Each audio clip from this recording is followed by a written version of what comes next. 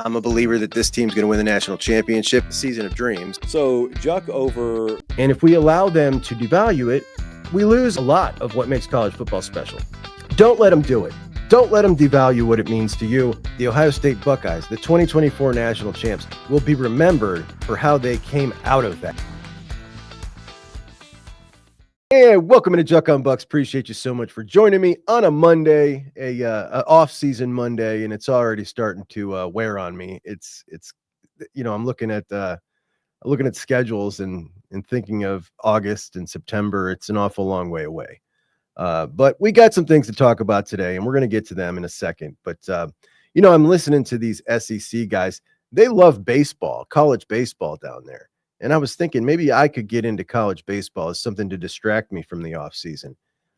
Does anybody know how the Buckeye baseball team is? I don't have any idea. I know the basketball team is irking a lot of you. You're not too happy with the way that's going. A whole lot of NIL dollars was spent on the basketball team this year. And I think that's what irks me the most. It seems like a real waste of money. But before we start today's show, we got to clear something up. I got a couple stories from the wedding. I told you I had a wedding. So cousin Danny has a wedding, and it was a great wedding, a little cold, but it was a great wedding. And we're at this wedding, and I got, man. I got. So we're sitting at the table, and we've already got our linen napkins. And, I don't know, we've been there like an hour, and this woman's bringing around another round of napkins before we've eaten. And I don't understand why. I asked my Nina, she doesn't know why. And then I see some people, they're waving the napkin and starting to get a little louder. So, okay, what are we doing? I start waving the napkin. And then on a TV screen pops a panoramic view of Heinz Field, which is not called Heinz Field anymore. It's called something else, but it'll always be Heinz Field to me because I don't play that game. And they're waving terrible towels. And I look up and I'm waving a yellow napkin. So they got me. I'm so disappointed in cousin Danny that he let this happen to me. He's a Browns fan, by the way. So yeah, that's story number one. Now, story number two, little Andy, cousin Andy, he's not little. We call him little Andy because of Uncle Andy, of course, you know that. Born on the same day as me, several years later. I'm a little bit older. A lot of cousins on that side. We got 13 in the generation above us. So there's about 50 of us. But little Andy said, we were talking about the Patricia hire, that Patricia was not a good defensive coordinator at New England. And I said that he was. He said he was not. Tom Brady was really good. It was an offensive team at that point, and Patricia wasn't very good. So he's not happy about the hire. He's not mad about it. He just thinks it's weird. And I get it. It's a little weird. But he's not mad. I know a lot of you guys are really mad about it. Now, since little Andy listens on podcast, he said I was going to text him and tell him he's right. I'm just going to tell him right now how wrong he was because I know he listens. You guys too can listen on podcast if you didn't know that. On Apple, on Spotify. It's family friendly. You can listen to it anywhere. But here are the figures. Total defense, Matt Patricia as the defensive coordinator in New England from 2007 to 2012. 2007, 4th. 2008, 4th. 2009, 5th. 2010, 8th, 2011, 15th, 2012, 10th, 4th, 4th, 5th, 8th, 15th, and 10th. So there you have it, little Andy. I'll expect my text message today. Matt Patricia, going to be a top 5 defensive coordinator in all of college football in 2026. And what do we call that? Top 5? We call that championship caliber. But a great wedding, a great weekend. Now, let's get into our position group review of the day. And we do this by giving a little recap of 2024. We discuss the coach a little bit. Then we move into our projected starters and our depth chart in 2025. And we judge that room. Is it top 5-ish, which we consider championship caliber? We remove all of our fandom. We're looking at this like we're talking about somebody else's team. There's no bias here. And then we talk about the recruiting of the position, how it's been under the current coach or the previous coach, what the future looks like, the trajectory of that, as well as some of the targets on the board right now as we're kind of moving along in the class of 2026.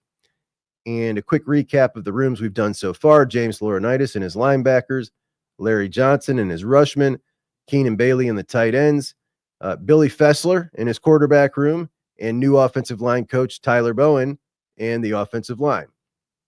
And according to LeBron's hairline, this is a guy who really apparently enjoys my offensive line banter. He's Juck talking about the O-line is like my only reason to live, and it delivers. So apparently he enjoyed that episode. But today we are not talking about offensive line. Before we get into today's position group, let's kind of recap what we thought about the groups that we've discussed. So linebacker, Sonny Styles, Arvell Reese, a little bit of Peyton Pierce, Riley Pettijohn bursting onto the scene as a true freshman, getting rave reviews already as a winter workout warrior, as is freshman linebacker TJ Alford, by the way. Championship unit, in my opinion, top five-ish in the country. Defensive line, Kenyatta Jackson, Caden Curry on the end, mixing in a little bit of Logan George, transfer from Idaho State. And then you got CJ Hicks. Can he make something happen for himself down on the edge in his final year as a Buckeye? Inside, two starters, legit monsters, in my opinion. We're talking a first-round talent in Edric Houston, but he's young. And then you got Caden McDonald, who now in year 3, this guy's freaky. He's twitchy. He is a whole hell of a lot like Tyleek. And I feel great about that starting guy, that starting crew right there, and Logan George and maybe CJ Hicks. But where we get a little shaky in this room is inside after those starting two. You don't got much experience or a whole lot to go on when we're talking about Jason Moore, Will Smith, Tywone Malone, and true freshman Jarquez Carter. Like, we don't know what to expect out of those guys. We've seen one kind of breakout game against Marshall with Tywone Malone. Outside of that, we got a whole lot of nothing from these guys. So gets a little dicey there. But all in all, I think it's a championship caliber unit. Tight ends. We got one of the very best tight end. Matter of fact, the number one receiving tight end in the country returning. And that's Max Clare, the transfer from Purdue, originally from Cincinnati St. Xavier, so an Ohio kid. And then you got one of the better blocking tight ends in Bennett Christian, Bennett Christian. I've managed to call him the same name 5 times in different orders. You got veteran Will Kazmarek, who isn't going to blow you away with anything, but he's a real steady Eddie. And you got Jelani Thurman as your wild card, 6'6", 260, incredibly long wingspan, excellent athlete. In year 3, he could boom for the Buckeyes, or he could be in the spring portal. We don't know. And I know talking about that is taboo for some people. It's not for me. I don't understand why that has to be such a weird thing. People say, like, oh, I'm not putting anybody in the portal. Yes, it's definitely a possibility that Jelani Thurman, with Max Clare being brought in, finds his way in the spring portal. It's a possibility, and we can talk about it. I hope it doesn't happen. I hope he booms. Nate Roberts, freshman Nate Roberts, who Keenan brought in. Is he good enough to play as a freshman? I think he is. I don't think he will now with Max Clare being brought in. Before the Max Clare news, I thought he was going to. But is it a championship caliber room? You're damn right it is. I think it is maybe the best tight end room in the country. Now, quarterback, listen, I think Julian Saint is going to be a dude. But anybody saying that with any real conviction, if they're not like someone who's at practice every day, which I'm not, I just don't know what you're basing it on. It's a prayer. It's a hope. You're wishing it into existence. I think that that's going to happen, but I don't know how anybody could say it with a ton of gusto, as something that they're certain of. We just haven't seen enough to base it on. And today we go to the running backs. So in 2024, was it championship caliber? You bet your bottom dollar, with Quinshawn and Travion and Carlos Locklyn using them brilliantly the way he did. One of the best 1-2 punches in the country, despite the rushing offense not being tremendous. When you needed him, man, one of those guys came through every single time except for one game. And that's what it's all about. Travion Henderson, after 2023, I didn't think coming back could possibly help his draft stock. I thought we had seen everything this running back has to offer. What more could he possibly do? And then he came back and showed everybody that when healthy, he's even more explosive. Oh, and he can block. So he helped himself tremendously.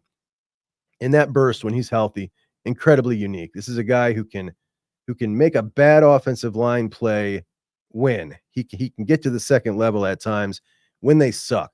And that's something even Quinshawn can't do. And he's an incredibly talented back.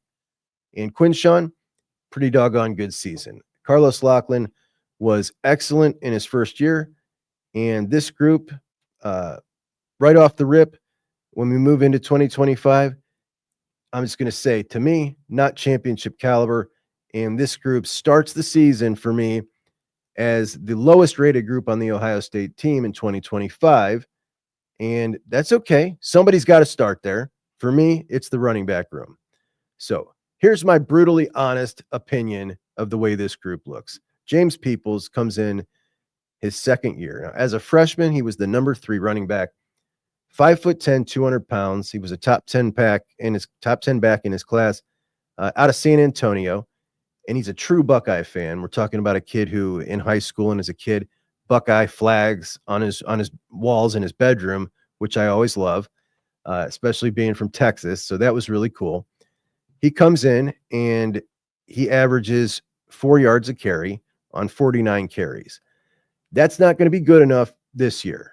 That's okay as a freshman, but that's not good enough. We need 5 yards a carry as a baseline. I think he has the talent. I think he has the drive, and I think we're going to see a big improvement from him. But as one of the guys in a presumed 1-2 punch leading the way, if someone felt a little sketchy about that, I could understand. Now, the second of the presumed initial 1-2 punch, and I'm saying initial because I don't think it ends this way. The second of the 1-2 punch to go with James Peoples, CJ Donaldson, transfer from West Virginia. And this was not the Buckeyes' first or second choice for running back in the portal. That would have been Justice Haynes, who went to Michigan, Quentin Joyner, who went to Texas Tech. He was somewhere down the list for him. And this is a year where it really would have been nice to get your number 1 choice of running back out of the portal. But in CJ Donaldson's final year, he comes to play for the Buckeyes, 6'2", 238. It's a big, big dude. Started his career at tight end. He's from Miami. A big body back. We haven't had one that runs like this in quite a while. In 2023, 170-ish carries for about 800 yards. 2024, about 160 carries for 700 yards. And he averaged 4.7 and 4.5 yards a carry in those years. Again, that's below 5. That's not good enough. 11 touchdowns each of those years. So I've watched a lot of CJ Donaldson, and I'm having a not so great time with this one. Like, he's money down by the goal line, not very shifty. He does have some pretty good vision. If you just watch a 5-minute highlight clip of him, you're going to come away feeling really good. And I know some of you have, because I've seen your comments. Some of you are really excited, saying like, look, this guy looks like Quinshawn. Like, no, this is not that caliber back. That 5-minute clip showed you that, but you've got no breakaway speed. He seems to find some space, here and there, and he runs people over a lot. There's definitely some talent there. He makes the first guy miss a lot, and I love that. But we're talking about a guy who had one 100-yard rushing game, and it was against Albany last year. And the most concerning thing about him, a lot of games with a very, very poor, not average, not below average, but poor yards per carry average. 3.3. Listen, here's just a list of games. 3.3, 1.9, 2.8, 3.0, 3.5, 3.9. Those are yards per carry in 6 of his games. Half the season last year, under 4 yards a carry. A couple of those under 3 yards a carry. One under 2 yards a carry. That is bad. It's putrid. Okay. So this is a guy who has some potential, but he needs a lot of work. Now, I think he's got the right guy working with him, and he's tough and he's experienced. So a lot of that is what you want in that running back room. But he's got to be a lot better than he was at West Virginia. That's for sure. He has to be better than that. And I think he will be. This guy came up to Ohio State not for a payday. He came to get himself to the NFL to improve his draft stock. So we're hopefully going to see a driven guy who's ready to get better because he needs to. And he's come to the right place. I got faith in Carlos Locklyn. He wanted him. He thinks he can do it with him, and I believe in him. But I also believe with these two, Peoples and Donaldson, this is not championship caliber. This is not a top 5 duo, and I don't think this is how we end this season. I don't think this is how we look halfway through this season, because when we look at the freshmen, these are weapons now. Bo Jackson is the most intriguing of these guys when it comes to starting early, playing a lot early. We talk about a big back. Bo Jackson's 220. He's 220, and he could smoke CJ Donaldson. And I mean, Bo is a home run hitter, legit speed.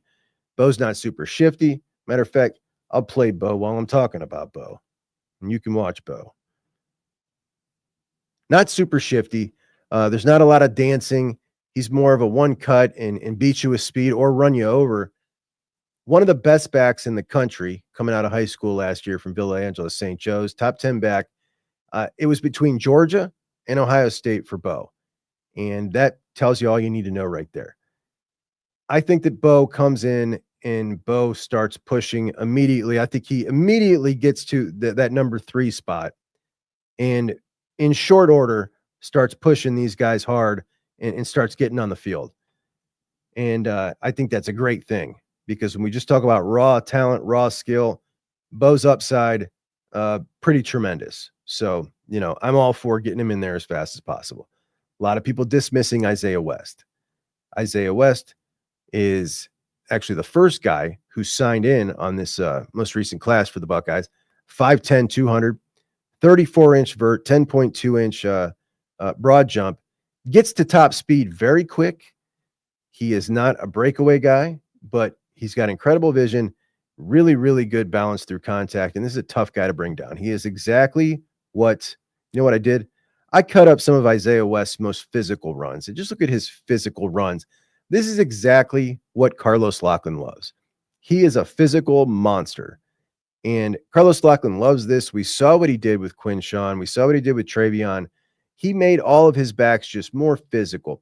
And when we talk about Isaiah West, I think we've got a really high floor. This is a safe guy. This is a guy that's going to get you that 5 yards of carry. And I just, I'm a believer in everything about this kid, his work ethic. I think he's totally got the skill. And I'm not playing any of the flash and dash here. I'm just showing you right now the physicality this kid runs with. He will run you over, and you love that kind of back. And then we got Turbo Rogers. Turbo Rogers, 5'8", 190 pounds. And a lot of people hear Turbo, hear about his skill set, and think of a Michael James in their head, a short, skinny, fast guy. That's not what this guy is. He's 190 pounds. He's got big, thick thighs. He is not adverse to contact. He doesn't go down easily on the first hit just because he's short. He's a pretty powerful little guy. But elite speed, absolute elite speed. How are they going to use him? At IMG last year, he caught a lot of balls. Lines up in the backfield, lines up in the slot. He's a real weapon. He can catch, and you can get very creative with him. He's definitely a mismatch. Was a really good receiver. He has a real good knack of where to sit down in a route, and I think that he's got some really serious receiving chops. But, he's a mismatch, man. You get this guy the ball however you can. And then you got Sam Williams-Dixon, who is a really good kid out of Ohio. He was the 4th-string run. And then you got Sam Williams-Dixon, who was the 4th-string running back, entered the portal, came out of the portal, really good kid from Ohio. Always wish him the best. So as we look at this group, CJ Donaldson, James Peoples, then you got the 3 freshmen, Isaiah West, Bo Jackson, Turbo Rogers, then you got Sam Williams-Dixon. 6 scholarship running backs.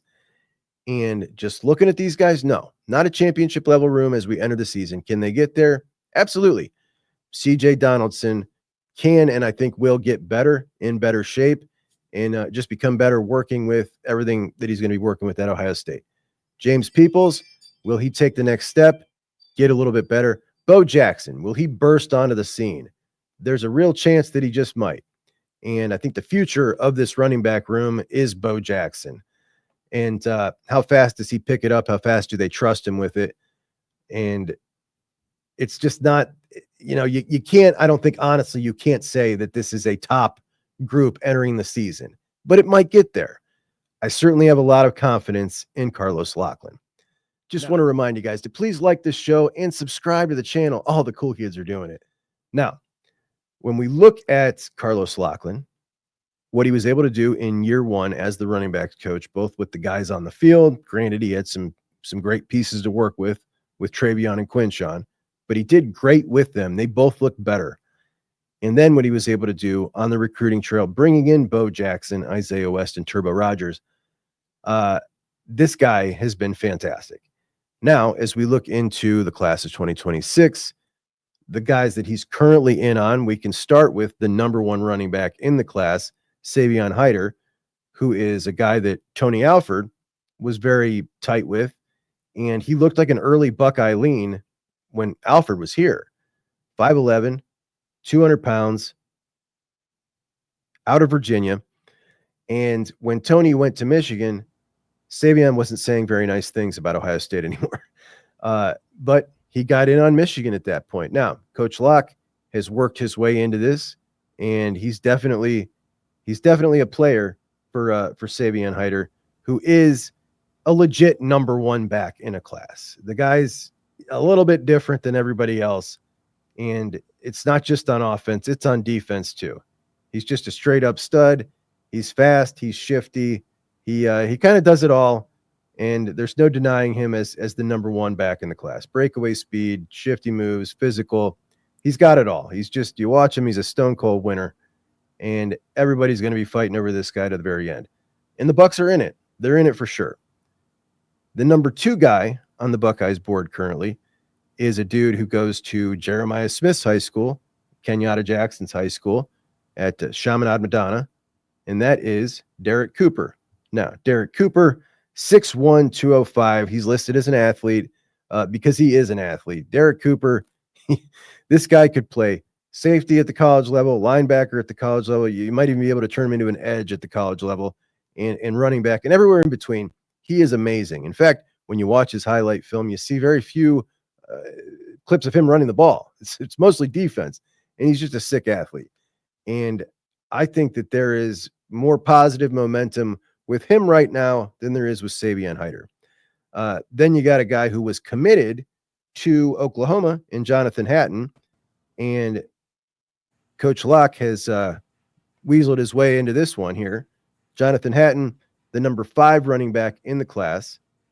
And I think that, to me, I got a guy that I like a little more than him who's rated a little bit lower. But obviously, as you can see, he's got all the tools you need when you watch him play. All right, so that is Jonathan Hatton, 6', 205, out of Texas. Now, another guy Bucks are in on, Carson Baker. This is a kid out of Georgia, 6', 195, and he is also pretty good, the 16th ranked running back in the class. But my favorite back outside of Savion Hyder is this gentleman here, Jay Lamar. Jay Lamar, the number 14 back in the class. And this is a dude who is, I'm not quite sure. Some of these guys, when they do these rankings, like this dude's got it all. He's got breakaway speed. He's just a natural runner of the ball. When you look at Savion, what a natural runner he is. Like this guy, I think is right up there behind him. I don't think there's anybody else that comes close between the two of these guys. This dude to me is the number 2 back in the class. All right, so that's the current board we're looking at. All in all, the trajectory of this room is amazing under Carlos Locklyn. The guy is a straight up home run. Ryan Day really nailed it. And let's get to a couple of your comments. Dion says, yo, you on the juice or what? Damn Flex Wheeler over here. Sheesh, arms on swole. Thank you, Dan. I'll tell you why. Because of morons like Rob Richards. Can't win the Natty if you can't beat the big bully up north. LMAO. Are you stupid? Lanny says, Juck, top notch as always, brother. Love seeing the Juck Guy fam grow. Been around since the early days of the channel, and its growth is always awesome to watch. Lanny, thank you. I appreciate you and all your comments, and so many of you who pop into the comments section almost every day to say hello. You guys really help out, and I appreciate you. Steven says, the question is, and this is about my Impact Freshman episode, how often do true freshman football players make an immediate impact? Jeremiah Smith, obviously, but who else during Ryan Day's tenure? So I just think we got a different definition here. Like immediate impact. Yes, Jeremiah Smith, obviously, that's the biggest impact you could possibly have. Edric Houston, to me, made a very big impact last year. I look at that as, a freshman who's playing serious minutes at Ohio State is making an impact. And when we look at the big turnover from 24 to 25, and we look at a guy like Devin Sanchez, who's obviously going to get a ton of minutes and make an immediate impact, in my opinion. I think when we look at the depth at the linebacker room, the only guy that's going to be ahead of Riley Pettijohn in short order is going to be Peyton Pierce, and he may just end up jumping him too, which would put him number 3. So yeah, he's going to get serious minutes. I think Fahim Delane, when we look at the state of the safety room, is probably a dude who's going to get some serious action. Jarquez Carter, when we look at the interior of the defensive line that we just talked about, he absolutely could get some serious minutes. So there's a lot of guys, and then we haven't even factored in the discussion of the extra incentive to play these guys a little earlier and get them in there as freshmen, and that's the transfer portal. You want them constantly feeling like they're making progress. It's much more important now than it ever has been. So just a little bit of a different definition. No, there's not going to be a Jeremiah Smith. And even the people calling Devin Sanchez the Jeremiah Smith of the defense, that's like, there's only been one Jeremiah Smith in our lifetimes. I think the odds of us having one in back-to-back years are probably pretty slim, though I do think Devin's awesome. Devin wasn't even the consensus number 1 corner. Like, Jeremiah Smith is a different, and I'm not saying that to knock Devin. I love Devin. But Jeremiah, different stratosphere than any freshman we've ever had on the team. So, no, Devin's not going to come in and make that kind of impact, though he will be awesome and playing a ton this year. And probably be a top 5 pick by the time he leaves. Strayer says, "Hey, Juck, great show. I always get crap being an Ohio State fan because I don't live there. I was born in Ohio, but moved to South Carolina when I was a kid. Been here ever since. My great-grandpa's an alum, and I was just raised a Buckeye. Love that. I go to Gamecock games just to get the college football itch. Buckeyes will always be my favorite team. Question, do you or anyone else root for a secondary team just for fun? And what's the team?" I love that question. Unfortunately, I have a lot of answers. So I have this thing, like I'm a huge, like, I always have a rooting interest in every game. And it's always based on, I always do this long mat, like what can benefit me the most as an Ohio State fan. And it doesn't matter like what I'm watching, I can find a way to make it work. And maybe I'll show you next year when I start. So next year I'm going to stream games on Saturday. Like, we're going to stream all the games, and I'll walk you through my process with this. But there is not a team there's not a game out there that I cannot find the rooting interest based on what benefits me the most. And it's almost like a 6 degrees, 7 Kevin Bacon thing. Like, it can attach to conferences, to team, to bing, bang, boom. And somehow I can make it more beneficial for one team to win, whether it's bragging rights or anything else for my Ohio State fandom.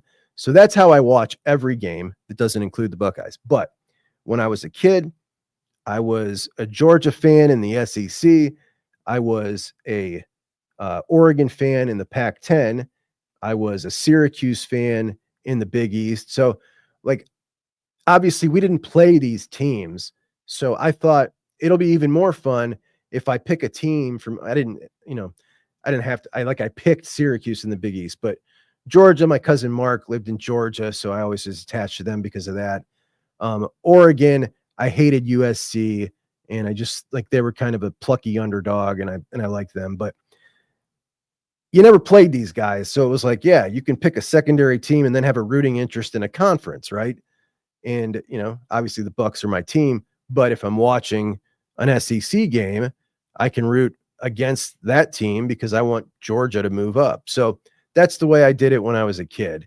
And, it just gave me more rooting interest in different parts of the country.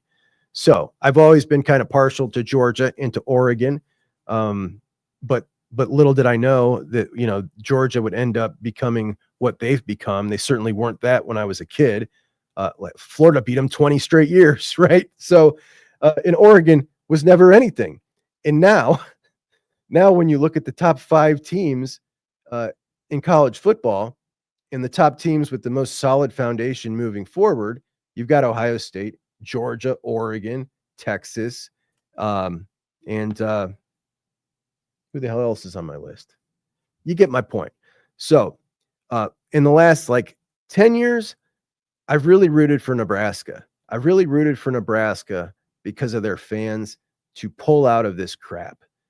Coach after coach, garbage after garbage. I just equate their fans to Ohio State fans. And I just feel so bad for these people who try so hard. And in the beginning of NIL, I'm like, man, my first thought was, what can Nebraska do? Because their passion never wavered. And I'm thinking, do they have enough money to take a swing at this? Because their recruiting base just totally dried up. When they got out of the Big 12 and they could no longer really recruit Texas well, it was just like, man, they stopped getting the California kids. And now what are they stuck with? They're pulling 3 stars here and there. Now with NIL, they're starting to make this comeback. And I think Matt Rule is exactly the right guy who's running that program. But the stuff he's pulled lately, now I can't root for him anymore. So I'm done with Nebraska. They get scratched off my list. I always root for all the Ohio teams, root for all the MAC schools. I even root for Cincinnati. Love rooting for Toledo. Toledo seems to represent really good. And what else? Let's see. In the ACC, I still root for Syracuse. I do root for Virginia Tech sometimes. I don't know what it is about Virginia Tech. I've always kind of liked the way they play. Well, I like the way they played under Frank Beamer. I could go on and on, but curious to see what you guys think. But I can't wait to play my six degrees of separation game on how I can get you a rooting interest as an Ohio State fan in every game you watch. It's a fun game. All right, guys, that's the end of today's show. Tell me where I was right. Tell me where I was wrong. Can't wait to hear from you. Talk to you later. Juck 'em Bucks out.